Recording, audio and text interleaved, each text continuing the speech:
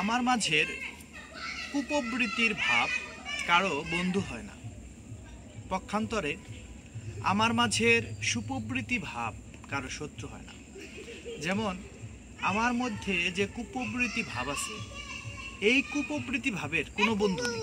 সে হোক মা, বাবা, ভাই, বোন, আত্মীয় স্বজন, সন্তান, স্ত্রী, যেই হোক, এই কুপ্রবৃত্তি ভাবের কোনো বন্ধু হয় না। এমনকি আমার মধ্যে বিদ্যমান কুপ্রবৃত্তি ভাব আমারও বন্ধু নয়। সে সর্বদাই আমার এবং আমার চারিপাশে যা কিছু আছে সকল কিছুরই সর্বদাই অমঙ্গল কামনা করে।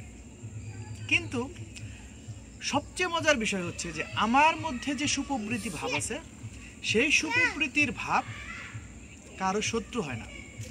কেউ যদি আমাকে প্রহারও করে, তবে আমার মধ্যে থাকা বিদ্যমান সুপ্রবৃত্তি তাকে ক্ষমা করে দেয়, তার প্রতি কোনো অধিকার রাখে না। এখানে এর ভাবধারা থেকে, সুপ্রবৃত্তির ভাবধারা থেকে, ও কাউকে শত্রু বলে গণ্য করে না। ও সর্বদাই সকলের জন্য মঙ্গলময়। ধন্যবাদ। আদ্য কথা।